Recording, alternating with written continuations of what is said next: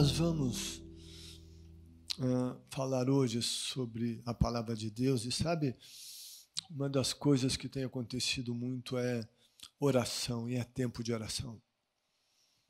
E eu imagino que nunca tantas orações foram levadas diante de Deus na história da humanidade como nesse tempo. Imagino que o povo de Deus nunca se colocou tanto diante do Senhor como ele tem se colocado nesses tempos. Nunca houve um número tão grande, mesmo em função de que a população mundial hoje, em torno aí dos 7 bilhões, e muitos servem a Deus, estão clamando a Deus. E o que muito tem sido feito é oração, e é o que precisa ser feito. E uma passagem bíblica muito citada, segundo Crônicas 7,14, quando a Bíblia diz, Deus falando, se o meu povo, que se chama pelo meu nome, se humilhar e orar. Então, é preciso orar, buscar a minha face, se afastar dos seus maus caminhos, dos céus o ouvirei, perdoarei os seus pecados e curarei a sua terra. A gente está buscando cura. E oração está dentro disso. E quando nós pensamos em oração, e a Bíblia é rica nesse assunto, e tem vários exemplos de oração, mas há uma oração muito significativa, especial, que é a chamada oração dominical, ou seja, a oração do Senhor, e também conhecida como oração do Pai Nosso. E esse modelo de oração tem muito a nos ensinar. Eu vou falar hoje sobre uma parte dela agora de manhã, segunda parte à tarde, terceira parte à noite, e eu repito, à noite. Eu quero falar mais especificamente dessa situação e pensar da origem de tudo isso, por que está acontecendo tudo isso, por que oramos e por que oramos assim. E você tem ouvido aqui na primeira igreja, na oração da manhã, nos cultos online, na reflexão com o pastor Eduardo, na oração na janela, você tem ouvido as nossas orações e você consegue ver que há uma certa linha. E ela não é por acaso. Não é porque virou moda orar desse jeito. Não. É intencional. E a gente ora como ora intencionalmente por conhecer algumas razões do que está acontecendo. E então, eu vou ler com você, vou ler agora de manhã, à tarde e à noite. Eu quero que você esteja conosco tanto de manhã como à tarde e à noite. Convide pessoas para estar assistindo e, repito, à noite eu acredito que nós vamos mexer em alguma coisa, eu diria,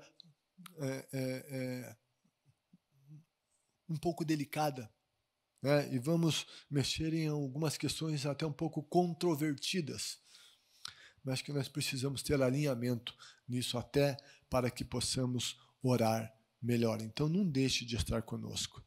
Vou ler com você então, Evangelho de Mateus, capítulo 6, a partir do versículo 9, Jesus dizendo, vocês orem assim, Pai nosso que estás nos céus, santificado seja o teu nome, venha o teu reino, seja feita a tua vontade, assim na terra como no céu. Dá-nos hoje o nosso pão de cada dia.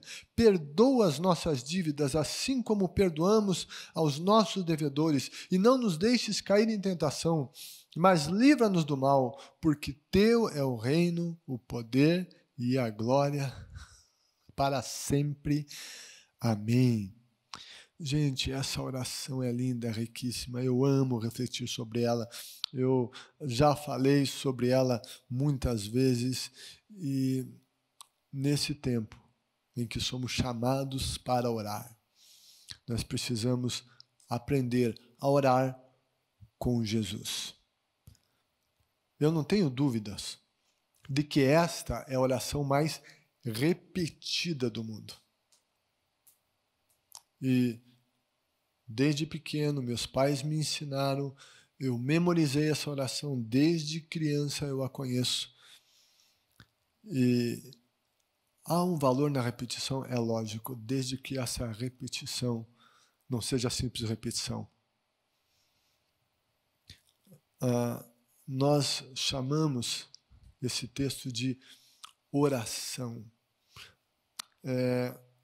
Jesus, inclusive, ele combateu a simples repetição. Mateus 6,7, Jesus vai dizer que os pagãos acham que vão receber por muito falar ou repetir.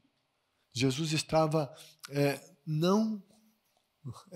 com isso ele não combatia a oração insistente, ou um foco de oração específico a respeito de uma coisa quando a gente insiste. Não, muito pelo contrário.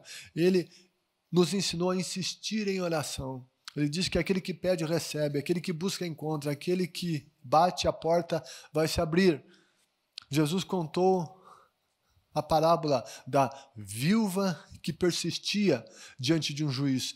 Ele aplicou isso à oração. Ele diz que a gente tem que ser muito persistente na oração. Ele contou a história do amigo importuno que chega à meia-noite na casa daquela pessoa que era amiga e disse: olha, recebi um hóspede na minha casa, eu não tenho que dar a ele, então você tem e me ajude aqui, você tem, eu quero alimentar o meu hóspede. E era meia-noite, e esse homem disse: não, já é meia-noite, estou na cama com os meus filhos, mas ele ficou insistindo e deu o alimento para que ele compartilhasse. Tudo isso Jesus fala de oração, insistência em oração. Mas isso não é algo mecânico, não é uma recitação. Tem oração, tem reza que no seu significado tem alguns aspectos que são sinônimos. Contudo,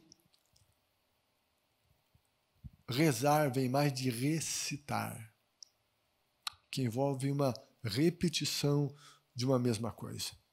Orar não é necessariamente uma recitação das mesmas coisas, mas é uma fala a Deus e com Deus, onde a alma do homem também é mais espontânea. Quando se aborda mesmos assuntos, mas não com algumas coisas simplesmente sendo repetidas em sequência. Então, a oração do Pai Nosso é repetida e nada é errado, mas quando isso é feito é preciso ter consciência que não seja repetição por repetição. Contudo, muito mais do que um texto, a oração do Pai Nosso, a oração dominical, a oração do Senhor é um modelo de oração. É um esboço de oração. Nós somos ensinados como orar por meio desta oração. Esta oração é uma oração para ser feita em todos os tempos, em todos os momentos. E essa oração, então, é uma oração para ser realizada nesse tempo de crise que o mundo passa. Isso é muito significativo. Vamos pensar nessa oração e relacionando essa oração com as nossas vidas e com o momento que passamos. Jesus disse: vocês vão orar assim. Modelo que ele ensina. Jesus começa ensinando a orar de uma maneira muito surpreendente, sobretudo para esse primeiro público dele. Ele disse que a gente tem que orar chamando Deus de Pai. O começo da oração fala do Pai nosso que estás nos céus. E não era hábito das pessoas se dirigirem a Deus como Pai. No Antigo Testamento, Deus é chamado de Pai unicamente 11 vezes. E essas expressões chamando Deus de Pai era mais como o Pai da nação. Mas nunca de maneira individualizada. Nos textos de oração dos judeus, nos mais antigos, não estou falando aqui dos textos bíblicos, mas na literatura de oração judaica, quando ela é estudada, em nenhum momento Deus é chamado de Pai. Quando Jesus está incentivando aqui a chamar Deus de Pai, é algo muito novo. É uma quebra de paradigmas em termos de oração. Porque ninguém se sentia à vontade para ter essa intimidade de chamar Deus de Pai. Deus era chamado de Deus, do nome dele, Yahvé, ao Senhor, o Todo-Poderoso, enfim, há vários nomes de Deus no Antigo Testamento, referências que revelam quem Deus é. Mas Deus não era chamado de Pai. Antigo Testamento, 11 vezes. No Novo Testamento, 155 vezes. Deus é chamado de Pai. O que é que Jesus está comunicando quando ele nos ensina a chamar Deus de Pai? Ele está nos chamando a um relacionamento íntimo e pessoal com Deus. No versículo de 2 Crônicas 7,14, nos é dito sobre buscar a face. Buscar a face fala de estar junto, fala de buscar intimidade, estar junto a Deus. Quando Jesus está ensinando a orar, chamando Deus de Pai, Ele está nos chamando a buscar essa aproximação de Deus, essa intimidade. Não ver Deus como alguém distante, de difícil alcance, inacessível, complicado, que para se chegar a Ele é preciso cumprir mil e uma regras e muitos protocolos para daí chegar à presença dele. Não. Jesus está nos ensinando a ter um comportamento diante de Deus como um filho diante de um pai. Agora, é muito comum nós colocarmos em Deus a imagem do pai biológico. E tem muita gente que tem dificuldade de chamar Deus de pai porque tem muito problema no seu relacionamento com o pai biológico. Às vezes, esse pai biológico foi infiel, foi ausente, que disse que ia fazer e não fez. O pai biológico muitas vezes abandonou e inconscientemente se projeta essa imagem do pai biológico em Deus. Contudo, isso é um erro. Deus não é igual ao pai biológico. Deus é um pai absolutamente perfeito e não é ausente, ele é sempre presente. Deus é o pai que sempre está atento para o filho, que está disponível para o filho. E Jesus nos ensina a buscarmos a Deus como nosso Pai. Muitas vezes o que se precisa é do colo do Pai. Nesses tempos de aflição, muitas pessoas estão sendo abaladas, não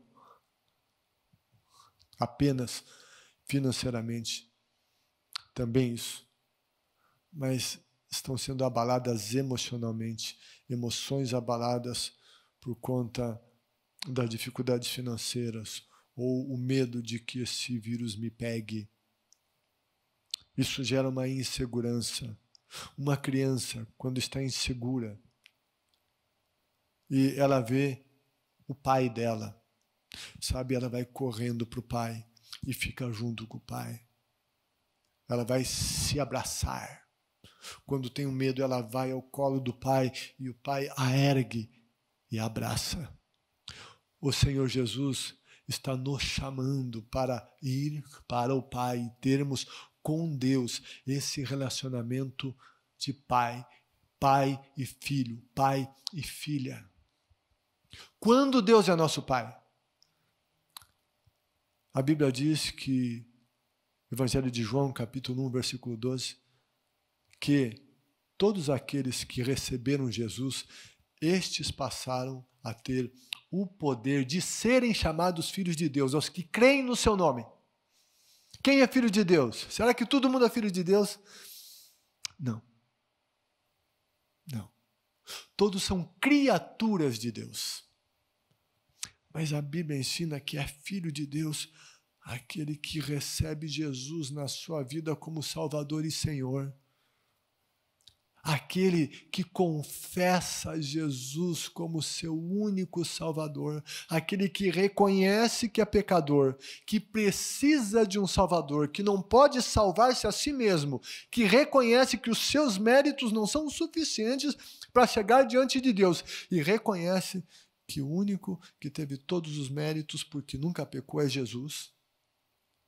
E então recebe Jesus na sua vida, reconhecendo que Jesus morreu pelos seus pecados, e então chega diante de Deus e diz: eu sou pecador, eu preciso de um Salvador, eu creio que o único Salvador é Jesus, e eu recebo Jesus como meu Salvador e Senhor. E a gente constantemente, sempre em nossas reuniões, convida pessoas a confessarem Jesus como Salvador e Senhor. Isso não é um mero ritual religioso, não. Isso é sério. Essa é uma oração que quem não fez precisa fazê-la. Todo pecador precisa fazer, porque o homem não tem como dar conta dos seus pecados, as suas boas obras não salvam. Então é preciso vir a Jesus. Quem vem a Jesus, quem o recebeu como Salvador e Senhor, se tornou filho de Deus, ele pode chamar Deus de Pai e ter essa aproximação com o Pai Celestial. E então, nesses momentos de angústia, ir para o Pai, não só nos momentos de angústia. Um filho que tem um bom relacionamento com o Pai, sim, ele corre nos momentos de angústia, mas nos momentos de alegria, ele está no colo do Pai também, ele está na presença do Pai. Deus é Deus e Deus é Pai. Esse relacionamento com o Pai deve ser de intimidade, mas a Bíblia ensina que filhos precisam honrar aos pais. Intimidade, de proximidade, mas é preciso saber que Deus é Deus. E como tal, merece a nossa reverência, merece a nossa honra. Tem muita gente que se relaciona com Deus ou busca relacionar-se com Ele como se Deus fosse qualquer um, como se Deus fosse um igual a Ele. Não é. Deus é Deus.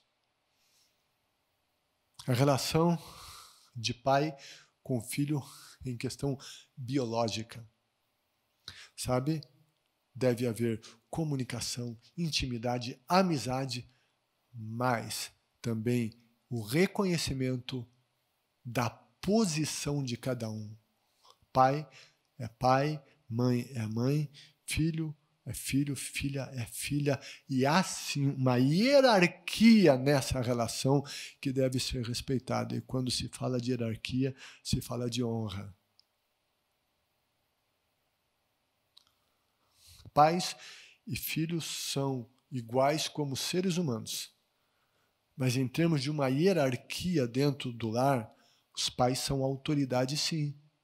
E filhos devem dar a honra devida aos seus pais.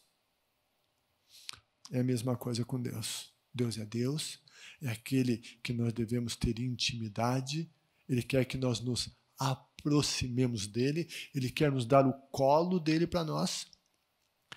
Mas Deus é Deus. É aquele que deve ser honrado. E então, agora vem a sequência da oração, começa dizendo essa invocação do Pai que está nos céus, esse que está sobre nós, esse que é soberano sobre tudo, nessa confiança, esse Pai que é o Todo-Poderoso. E daí nós somos ensinados agora, e vem as petições iniciais da oração dominical.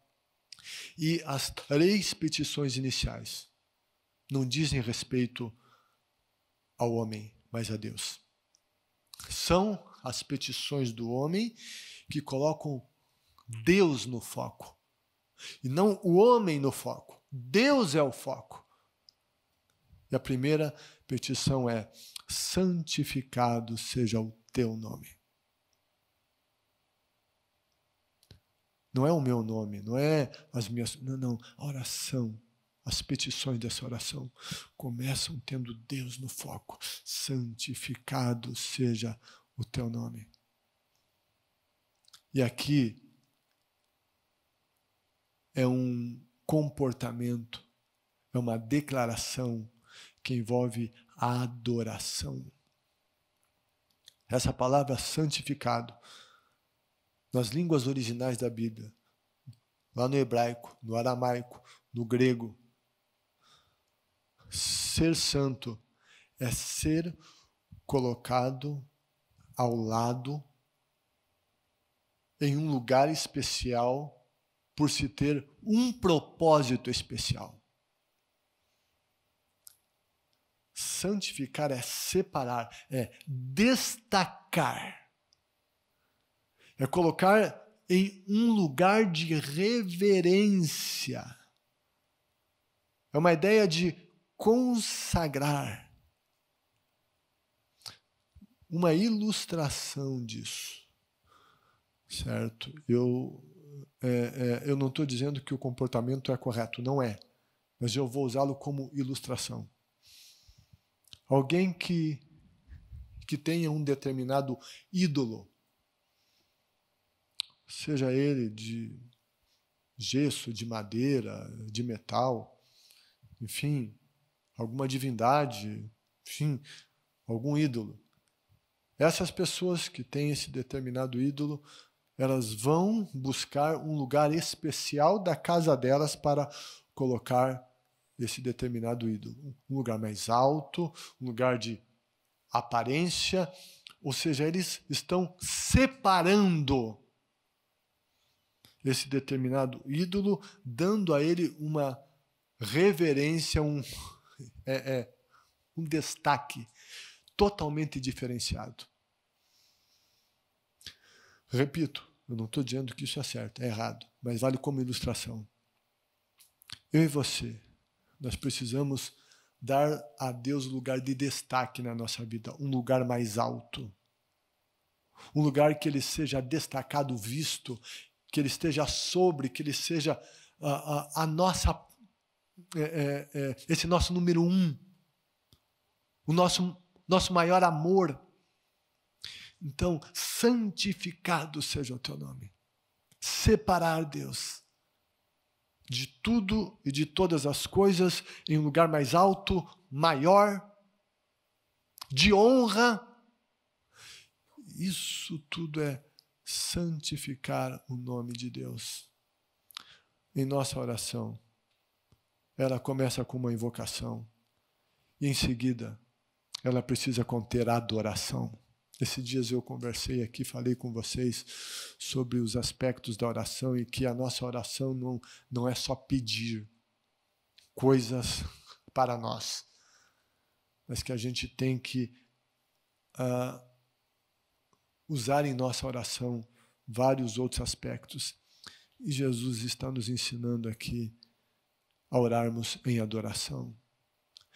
Nesse tempo difícil, de crise, de incertezas, de ameaças, Deus precisa continuar sendo Deus nas nossas vidas. Ele precisa continuar recebendo a nossa adoração. a nossa honra. Foi lindo de ver, o pastor Fernando mencionou hoje de manhã, alguns líderes de nação, alguns líderes de nações buscando Deus, se rendendo a Deus. É lógico, outros resistem a isso.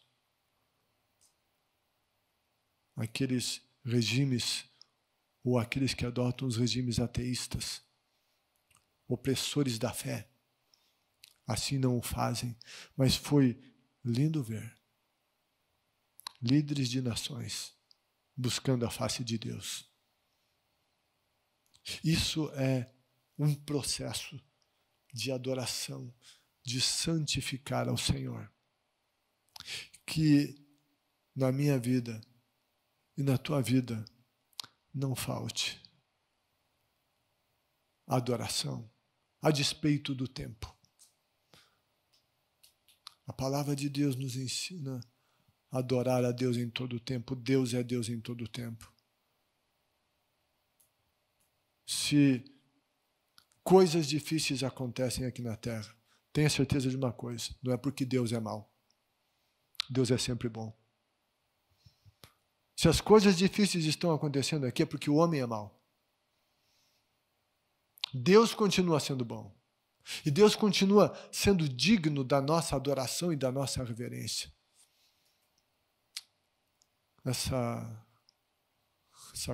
Esse comportamento de querer ficar de cara feia com Deus, revoltado com Deus, não é por aí não. Deus não vai aceitar a chantagem emocional. Não, Deus é Deus. Com problemas, sem problemas, Deus continua sendo Deus. Tempos difíceis, tempos melhores, Deus é Deus. E Deus precisa ser considerado como Deus e honrado em todos os tempos. E se queremos a ajuda dele, a gente tem que reconhecer isso. Que ele é bom, nós somos maus. Que se tem algum erro, não está nele, está aqui embaixo. É por aqui o erro. Não adianta a gente ficar tentando achar erro em Deus. Por que está acontecendo isso? O que há com Deus? Não, não é o que há com Deus, é o que há com a gente. E quando a gente tem essa visão, nós estamos santificando o nome de Deus.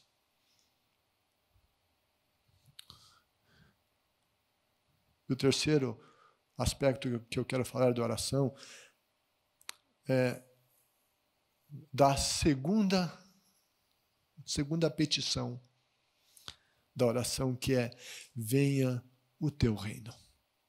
Venha o teu reino. E o reino fala da extensão do domínio de um monarca. Jesus está ensinando a invocar o domínio divino nas circunstâncias da vida.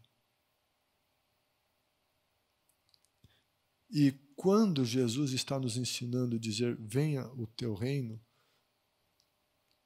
existe aqui um ensino implícito de submissão total ao Pai Celestial. Venha o teu reino é colocar-se debaixo do domínio de um reino. É pedir que Deus reine. E quando isto é pedido, isso já pressupõe uma disposição em se alinhar às leis deste determinado reino, que são as ordenanças da palavra de Deus. Pois essa oração muitas vezes é só uma recitação. Tem gente que ora 10, 20, 50, 100 vezes, repetindo, uma atrás da outra. Mas não adianta nada. Se a vida não estiver debaixo do domínio desse rei, se não estivermos dispostos a nos submeter às leis deste reino, Nós somos desafiados a isso quando oramos. E nesse tempo, nós precisamos olhar para a nossa vida e fazer um exame e perceber como está a nossa vida aí. Nós estamos buscando estar debaixo das leis desse reino? Ou são as leis da nossa vontade que nos dirigem? Ou são as leis dos nossos impulsos?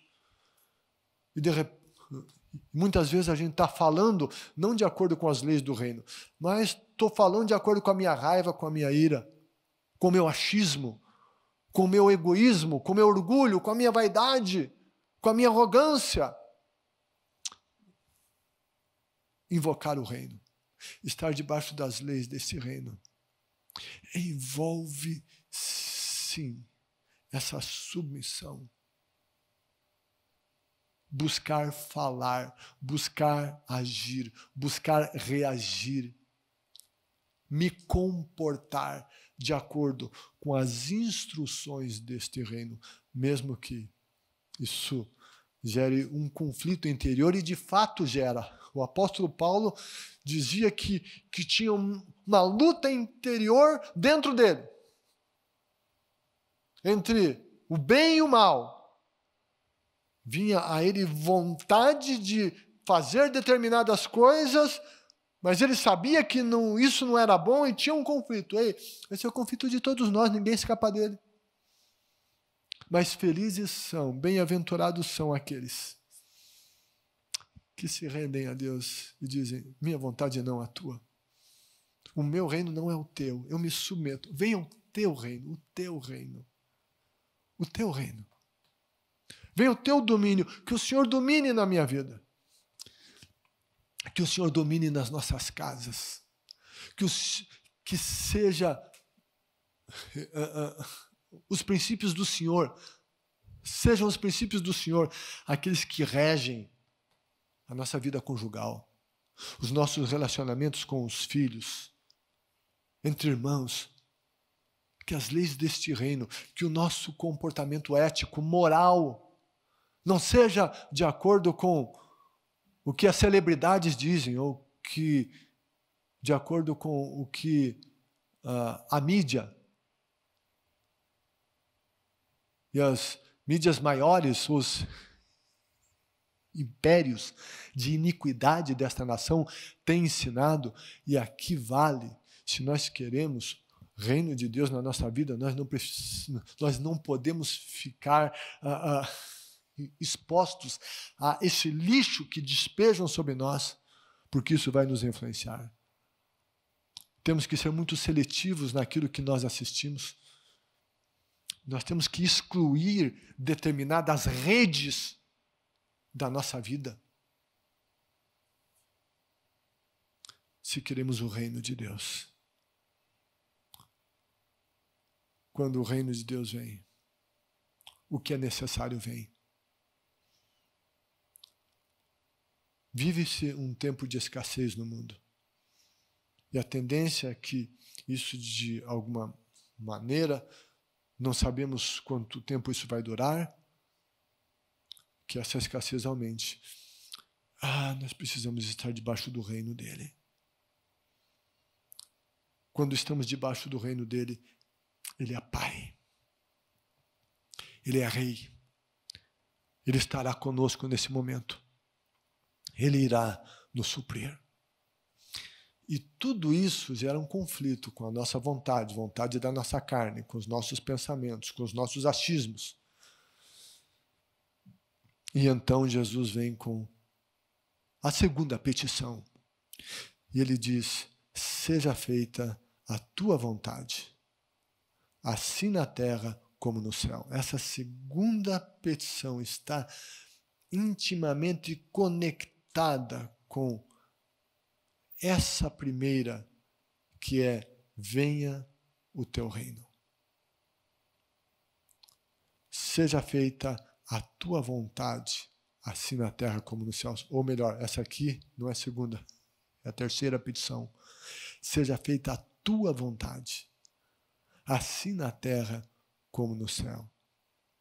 A intenção desse pedido é que a vontade divina aconteça aqui na terra, na vida dos seguidores de Jesus da mesma maneira que ela acontece no céu. No céu, a vontade de Deus acontece de maneira absoluta. Jesus nos ensina a orar, pedir a Deus, nos submeter ao reino e dizer: seja feita a tua vontade. Aqui na terra, na minha vida, como ela é feita no céu. E esse é um pedido desafiador. A vontade de Deus gera esse conflito com a nossa vontade, pois somos pecadores. E muitas vezes essa vontade de Deus não nos parece agradável, porque ela conflita com a nossa. A vontade de Deus é que a gente ame, e às vezes a gente quer odiar. A vontade de Deus vontade de Deus é que a gente libere o perdão. E às vezes a gente quer conservar o ódio e não quer liberar o perdão. Então, a vontade de Deus conflita com a nossa. E por isso, às vezes, ela é difícil.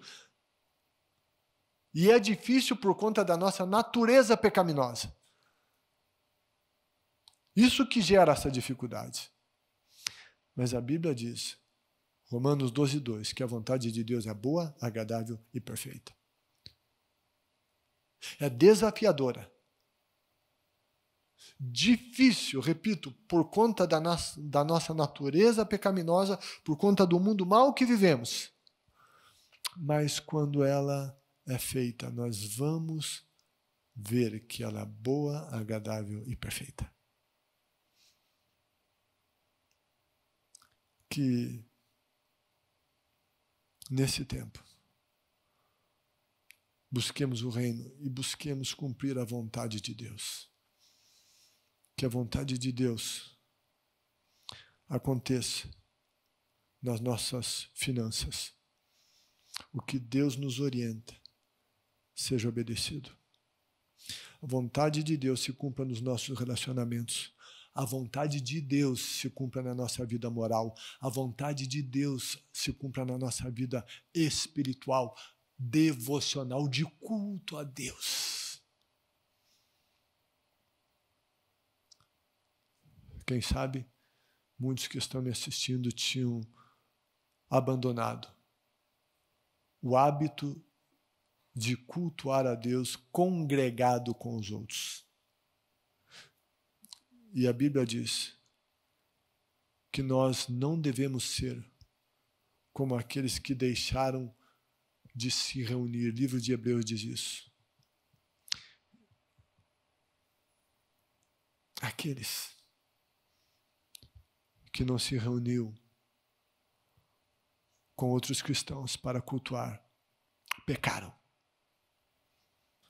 Mesmo dando as suas mais maravilhosas desculpas e com os discursos mais bem construídos que justificariam a sua não ida aos lugares de culto para cultuar a Deus.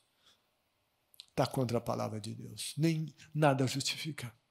Jesus instituiu a igreja, que é o ajuntamento dos que creem. A Bíblia diz que igreja é o corpo de Cristo. Um corpo e um membro do corpo só tem vida se estiver conectado ao corpo, não isolado. Sabe, a vontade de Deus é que a gente seja a igreja. No momento estamos online.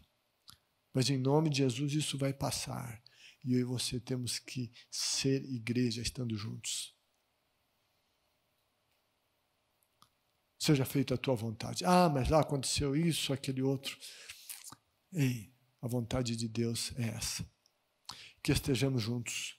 E a melhor maneira de viver é viver segundo a vontade de Deus. Que eu e você possamos orar e dizer ao Pai, Pai nosso, que estás nos céus, santificado seja o teu nome. Te adoramos, te colocamos em destaque em lugar especial. Santificado seja o teu nome.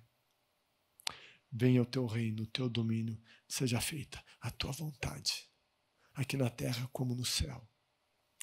Se isso acontecer, nós vamos vencer esses tempos difíceis. Mas para vencer esses tempos difíceis, essas coisas precisam acontecer. Essa oração precisa ser não apenas repetida, recitada, mas os princípios dessa oração precisam ser vividos. E então nós veremos Deus agindo a nosso favor, fazendo grandes coisas na nossa vida, na nossa família, na nossa nação e nesse mundo. Eu creio nisso.